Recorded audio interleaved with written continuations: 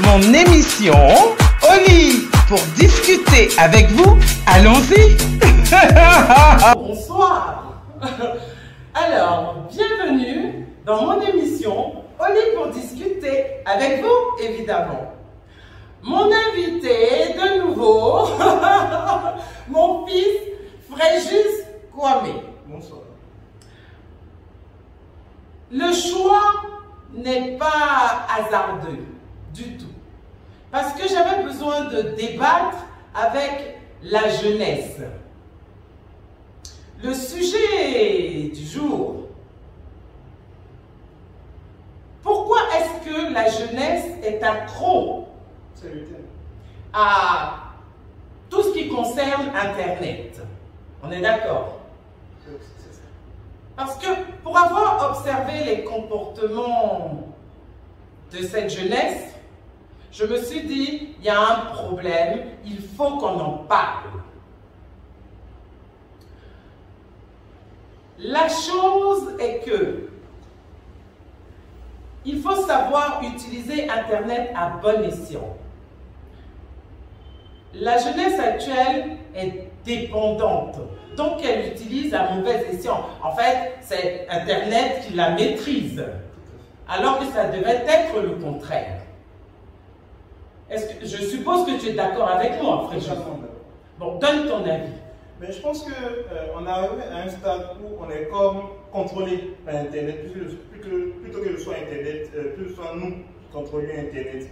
On est arrivé à un stade de dépendance à Internet. On est totalement focalisé là-dessus et on fait des crises de manque même. Lorsqu'on a une période, oui, c'est comme si on était accro. Et quand on est dans une période où on n'a pas Internet, ou bien où les datas finissent et puis on ne peut pas avoir la possibilité sur le champ de souscrire ou bien d'avoir le Wi-Fi, ben c'est comme si on avait une véritable crise de manque, on est anxieux, on est énervé, on cherche une solution, on va appeler quelqu'un, le réveiller, alors t'as pas des unités là, tu vas souscrire pour moi, demain je te rends ça. Et c'est comme ça le chemin dans lequel on est. Bon, il faut que je vous dise une chose. Fréjus sait très bien de quoi il parle. Il va vous dire dans quel domaine il travaille et vous comprendrez pourquoi mon choix s'est porté sur lui. Ben, je suis psycholinguiste, donc j'exerce dans tout ce qui est trouble du langage, trouble des apprentissages, trouble du comportement. Donc mon domaine c'est surtout l'observation, la description de l'homme, des pathologies qui peuvent le toucher, son langage, son attitude, son comportement. Et puis trouver des projets thérapeutiques, des protocoles de prise en charge pour les différents troubles. Trouver la possibilité de pouvoir corriger les différents troubles qui pourraient toucher l'attitude, le comportement et le langage de l'être humain. Voilà un peu dans quel domaine j'évolue. Bon, maintenant vous allez comprendre pourquoi il peut en parler et expliquer le pourquoi du comment du fait que vous soyez accro. Alors, tu vois, moi, quand j'ai observé, il y a plusieurs choses. Tu as ceux qui travaillent avec Internet.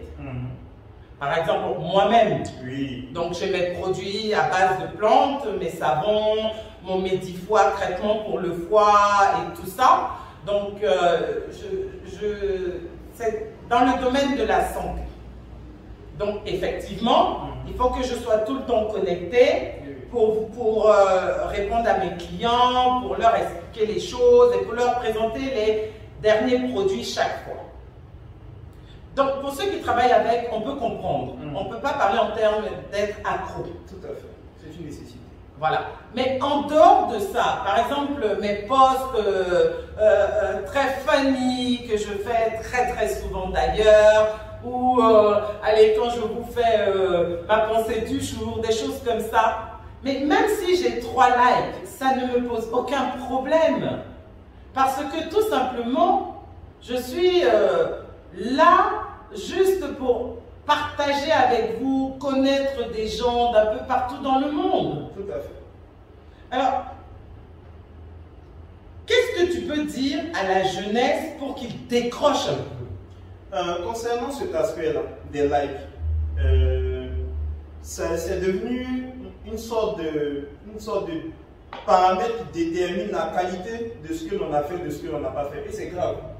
Parce que lorsqu'on fait une publication, lorsqu'on poste sa photo, lorsqu'on poste sa pensée, lorsqu'on dit ce que l'on a envie de partager avec les autres, ce qui est le rôle premier d'Internet, c'est-à-dire échanger, partager avec les autres. Lorsqu'on constate qu'on a peut-être 2, 3 likes, 10 likes, on se dit que ce n'est pas suffisant. Et on va jusqu'à supprimer ce que l'on avait posté. Et ça, c'est grave. Pour essayer de poster quelque chose qui va susciter plus de réactions. On est toujours dans cette surenchère. On ne se définit plus par rapport à ce que l'on pense, par rapport à ce que l'on veut partager, mais on se définit par rapport à ce qui va créer le plus d'interaction avec les autres. Et ça, c'est dangereux parce que ça modifie totalement notre personnalité à nous-mêmes. C'est-à-dire, si on est de nature assez tranquille, assez joviale, et que nos postes tranquilles, nos postes sages, on va dire ça comme ça, ne suscitent pas assez de réactions, on va tomber dans une sorte de folklore qui ne nous ressemble pas. Et on tombe sur des personnes qui sont totalement différentes dans leur vie de tous les jours de ce qu'elles montrent sur Internet, juste pour avoir les réactions, pour susciter le plus de likes, pour susciter le plus de j'aime. Et on se perd soi-même, fini, on ne montre plus sa vraie identité. Et justement, pour te rejoindre là-dessus, pourquoi montrer une fausse identité sur le net? Autant ne rien montrer, ou alors de façon partielle. Mais la fausse identité, c'est pervertir son cerveau, c'est se pervertir quelque part. Totalement. Et j'ai l'impression qu'il y en a beaucoup qui se pervertissent là-dedans. Énormément. Parce que Internet ne vous demande rien. C'est nous-mêmes qui prenons l'initiative de se montrer, de partager. Alors, à ce moment-là, restons conséquents avec nous-mêmes. Tout à fait. Oui, on montre ce que l'on veut, mais il faut que ce que l'on veut montrer soit vrai et authentique. Et donc, il faut que nous-mêmes ayons des réactions saines vis-à-vis des likes ou des commentaires. Bon, les commentaires nuls, heureusement qu'il y a la fonction bloquer, supprimer et toutes ces histoires. Mais tout le reste, restons frais. Sachons utiliser Internet. On ne doit pas être l'esclave d'Internet. Alors, vous savez, il y a une chose que je disais à mon fils, mais quand tu postes quelque chose, même si tu n'as que 10 likes, ok?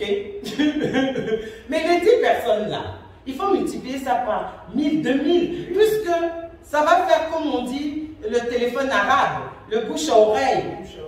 Ces 10-là vont dire à 10 autres, qui vont dire à 10 autres. Donc peut-être que le nombre de personnes que ça aura touché, Internet ne te le dira pas. Mais c'est une évidence que ça va faire débat. Tout à fait. Donc une fois que vous aurez compris ça comme ça, je pense que c'est une manière aussi de pouvoir décrocher. Dites-vous ça, et là vous comprendrez que ça ne sert à rien d'enlever son poste, d'essayer de faire les choses de façon parfaite. Oui, l'image doit être parfaite. Quand les gens regardent tes vidéos, ce qu'ils voient de tes vidéos, ce qu'ils voient de tes photos, c'est comme ça que tu es. Pour nous qui avons la chance de te voir, de te côtoyer, c'est comme on dit chez nous, c'est ton comme ça. Et tu ne te soucies pas de dire, bah, si je fais ça, si je fais ci, je n'aurai pas telle réaction, je n'aurai pas tel nombre de likes. Non. Parce que tu en as qui achètent les followers, qui achètent les likes, qui achètent les vues sur YouTube. Ça se vend. Il y a des sociétés qui sont conçues spécialement pour vendre des vues, pour vendre des likes, pour vendre des followers. Et alors, bon, après, comme je dis toujours, chacun fait ce qu'il veut. Mais moi, je trouve ça complètement absurde. Pourquoi? Bon, moi-même, souvent, que ce soit Facebook, Instagram, tout ça, m'envoie des messages me disant on vous offre 5 €, 10 € pour promouvoir et tout ça.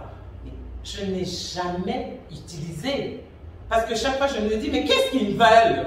Moi, je fais mes posts très funny, tranquille et tout. C'est pas pour que ça me coûte. C'est juste par plaisir. C'est juste pour partager. La seule fois où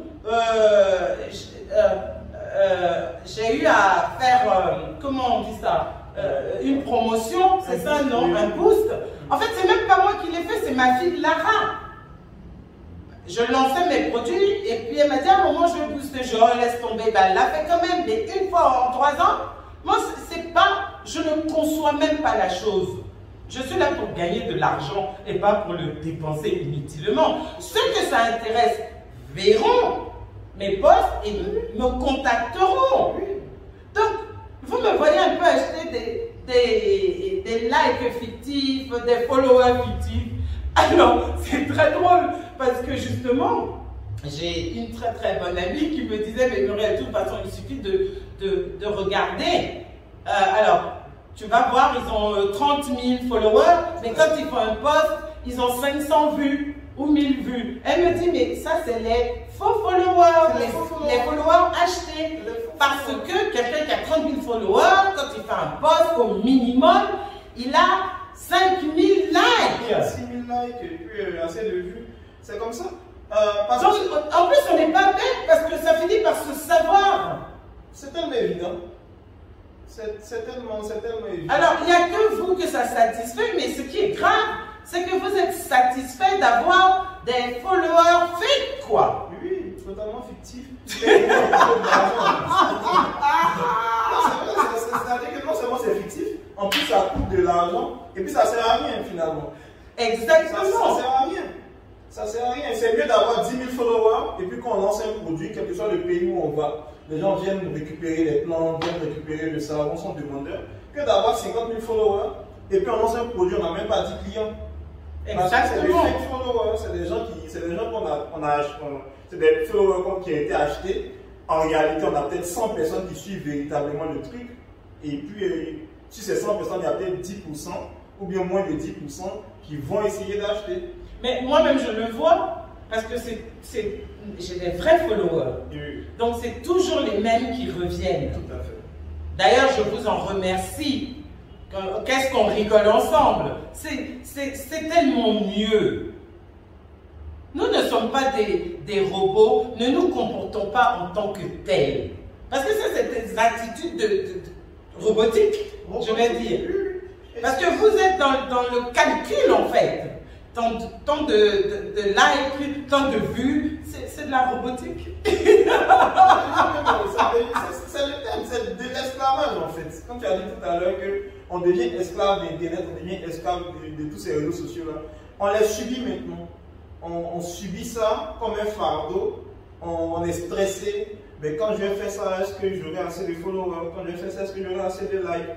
Quand je vais faire ça, quel ça va susciter? Non, mais c'est plutôt qu'il faut que je fasse comme ça. Finalement, on ne se montre plus comme on est. On se montre comme on se dit que les autres veulent que l'on soit. Et ça, c'est très grave et très dommage. Très, très dommage. Gardez votre identité, gardez votre personnalité. Vous devez être le maître du jeu. C'est de ça qu'il s'agit. Donc, j'espère que notre débat du jour va vous servir. Prenez le temps de l'écouter et de le réécouter. Parce que dans notre débat, on vous a donné des petites astuces, en fait, pour décrocher. Alors, tenez en compte, c'est pour votre bien, hein?